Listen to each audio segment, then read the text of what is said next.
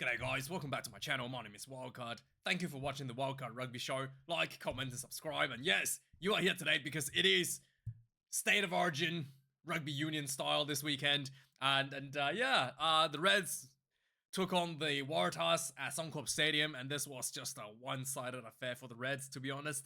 There was no point in this game. Did the Reds even look like they were under threat of losing? The Waratahs probably had about 10 minutes, maybe 15 minutes. Looked like they were even competitive in this game, and then just got completely blown apart. There's a reason, I guess, as to why Dan McKellar is not getting a phone call for the Wallabies job, because this was pretty atrocious for the Waratahs. I'm not gonna lie. The kicking game was just absurd. The Waratahs had no forward momentum at all, and then just kicking the ball away constantly. And the kicks are just, a lot of these kicks were just like pointless kicking as well. They weren't getting the range when they needed to kick for range. They weren't getting the height and the contestables.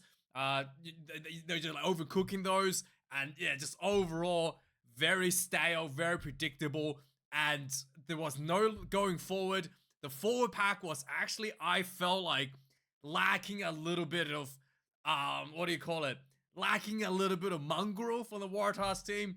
Every breakdown, the Reds were just flooding it, and the Waratahs just not really competing physically up front, in my opinion, at all this game. So maybe they had this game plan, or planned out at the start of the season with Joseph Swali'i with a lot of this kicking. Maybe now that he's injured with a toe injury, who knows how long he's going to be out for, they just continue with that strategy, and they just don't have the talent to contest some of those kicks. But yeah, overall, this was horrendous from the Waratahs.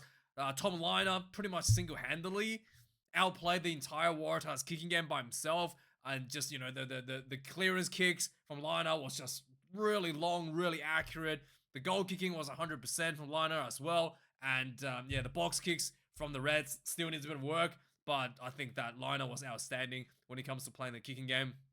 Speaking of the box kicks, I thought Tate McDermott, there's been I've been noticing this a few weeks now. Tate McDermott, is it just me? Or he's just not urgent enough? Like, he just doesn't have the sense of urgency out there on the field.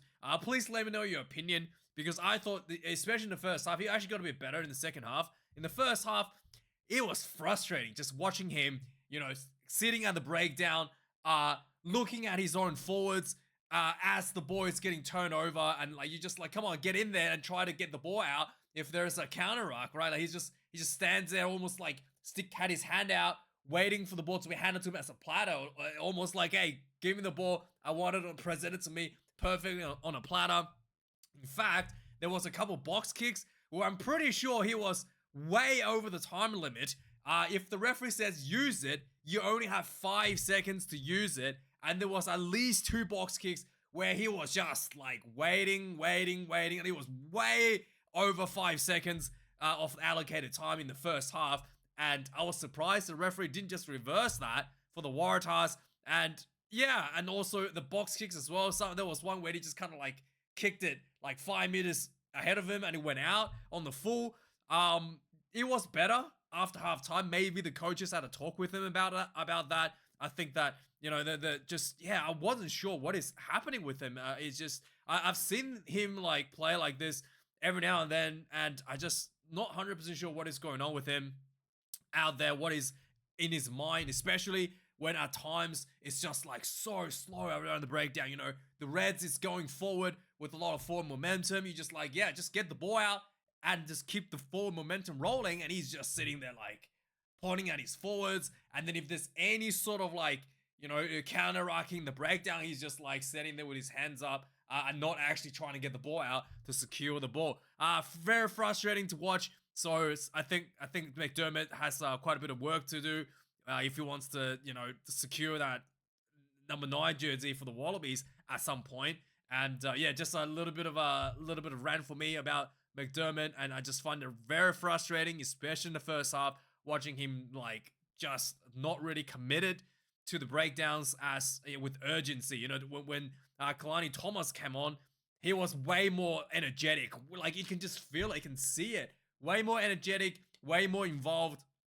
And you know, like the first half, McDermott, if you look at him, he's literally just like walking around. Like, what are you doing? Like, he's just walking around from breakdown to breakdown, not even like hardly running at points.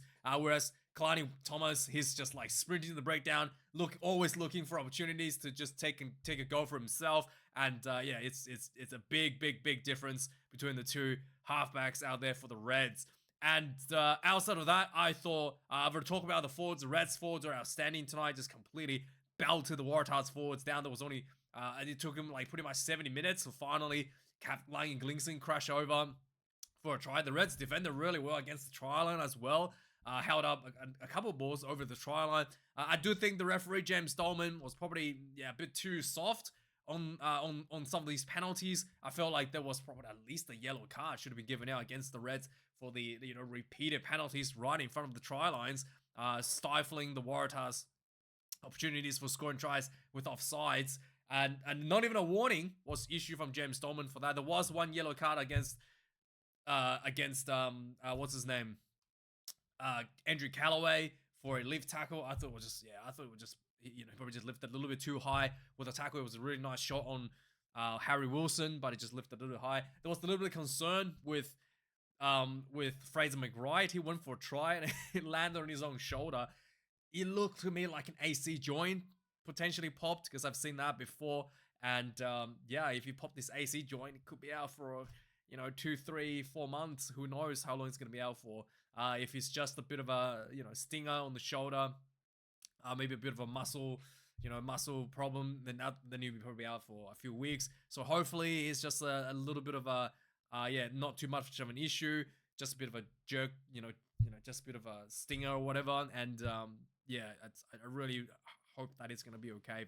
Fraser McRae, really outstanding for the Reds tonight as well. So yeah, let's have a look at the point summary for this the match stats for the two teams. 4 tries to run, 421 run meters for the Reds, the Waratahs 264. Let me just refresh this. Might not be right though. Sometimes 495, 337, still well behind the Reds in terms of run meters, just because of stupid kicking game. 15 turnovers are conceded against the Waratahs. Against the Reds, 9 against the Waratahs. When you just not even attacking at all, of course you're not going to get turned over. Only 9 missed tackles made by the Reds. Again, I'm pretty sure it was a bit more than that. Yeah, 11 missed tackles made by the Reds out of 160 tackles. 207 tackles made for the Waratahs, 21 missed tackles. Pretty decent overall. Again, if you're the Waratahs, I mean, the Reds, better completion rate. This is actually not too bad overall for the Waratahs there as well. And this is a concerning part. 29 kicks from hand for the Waratahs, only 20 for the Reds. I swear to God, there was more than that. I saw this just a few seconds ago. What is going on? 29, I think it's because the game just finished and the stats are still updating. So 29 to 22. And if you look at the kick meters, 904 to the Reds, 637. It's just, the Waratahs are just like, really don't have any idea what to do, and let's just kick the ball away and roll the dice. And really stupid, really poor. 1 conversion miss for the Waratahs, perfect for lineout tonight. Out of lineouts, 1 loss for each side, 12 for the Reds, 115 for the Waratahs. There was 1 scrum against the Waratahs. I thought the second half, the scrum was wheeling. I thought, it was a bit 50-50. I thought the Reds may have a bit of advantage there in the second half once Tupou came off. But the first half, there was only 1 scrum. The Waratahs didn't really capitalize on that at all. It did look like the Waratahs wanted to pressure the scrums as one of their advantages, because they had penalties where they opted for the scrum in the second half, whereas they didn't really utilize that at all when they had the advantage with Angus Bell and Taniela Tupou in the first half. 12 penalties, just refresh again just in case. 12 penalties conceded for the Reds, 7 against the Waratahs. Like I said, this probably could have been a yellow card at some point for the Reds. Repeated penalties in front of the try line. Surely James Dolman was pretty soft there, to be fair. 7 for the penalties against the Waratahs, 1 yellow card. So overall, the Waratahs discipline was pretty good, especially considering how many tackles they had to make for this match. Now let's have a look at the the score summary for this game. So the Waratahs actually got out to a quick start. 2 minutes into the game, lots of crash balls. The Reds defended really well until there was a nice little overlap created by the Waratahs. The Reds defense was just like couldn't quite shuffle it out quick enough as they were like sucked in by the crash ball, and then the ball went wide to Riley, Tristan Riley going for the try. 5 points to 0 for the Waratahs. I've written like a lot of, frustration about McDermott here. So he just didn't look like he was fighting for breakdown. There was one point where I think it was, one of the tries, I think it was Asiata try maybe. We go through it in a second where McDermott was just like walking around in the background. I'm like, what are you doing? You're supposed to be like running up to support the try. But anyway, 50 minutes into the game, Harry Wilson took a big shot from Andrew Callaway. Lift tackle, Andrew Carey got sent off for a yellow card. 60 minutes and half. Literally, I wrote here, if you want to go have a look at it, McDermott took way too long than its allocated time to kick the box kick. Wasn't sure why the referee didn't call it. The Waratahs were protesting. It was really, really bad. 90 minutes into the game, the Reds get themselves in, this is what I'm talking about. This was just poor kicking from the Waratahs. Murray got the ball, ran back. There was a counter, he did a counter attack and kicked the ball behind. No one was there to cover the fullback position. He ran up and scooped up the ball and went in for the try. And you can see McDermott in the background just like walking essentially. You're like, dude, you basically are back. You should be the one like in support. And it was like the tight end prop from the Reds was like the next one in support for this, like, for this kick through. And I was just like, shouldn't McDermott be the one instead of the tight end prop that's actually supporting, doing the support line running here? So anyway, I don't want to talk anymore about McDermott. I've already had enough of a rant about him for today, I think. 23 minutes of the game, the Waratahs got a penalty. They're kicking out through. I think this is not a difference between the two teams. The Reds didn't go for any penalties attempts at all. And the Waratahs, was happy to kick 3 when it's presented to them, and it shows a mental weakness, I think, for the Waratahs, despite on paper having the better team, more, just in the sense of having, I guess, more Wallabies in the team, more bigger names. And I just think that, it's really disappointing for the Waratahs to just happy to milk 3 points. 30 minutes of the game, McDermott, shocking box kick, kicked the boy out in the full and went like 5 meters ahead of him. 33 minutes in the game.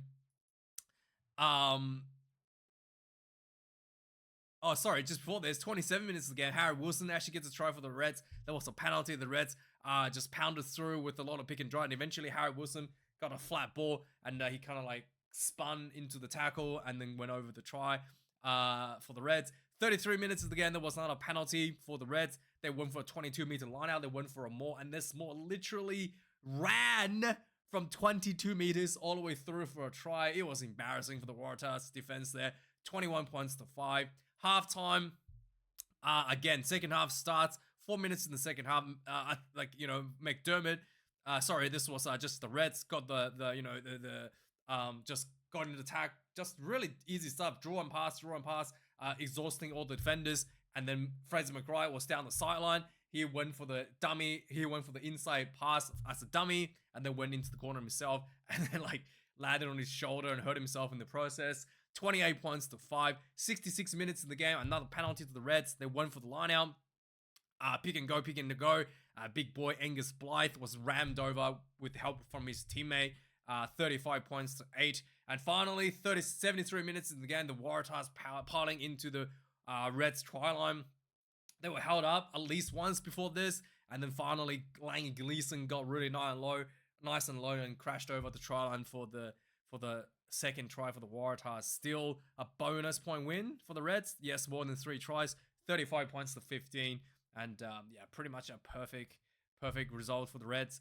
Let me know your thoughts about McDermott. I think I think someone had a chat with him at halftime. He looked a lot better in the second half, a lot more urgency. He was actually like fighting on the breakdowns, cleaning people out. Whereas in the first half, if there was any sort of commotions at a breakdown, he's just like putting his hands up and like staring at it and then talking to the referee and not really trying to fight for the ball per se himself. So better for him in the second half, but let me know your thoughts about McDermott and his performance, and let me know your thought about this game. Thanks for watching this video, guys. Like, comment, subscribe, and I'll see you a bit later this week. Later, maybe tomorrow for the Six Nations review. And thanks for watching. Have a good one. Cheers.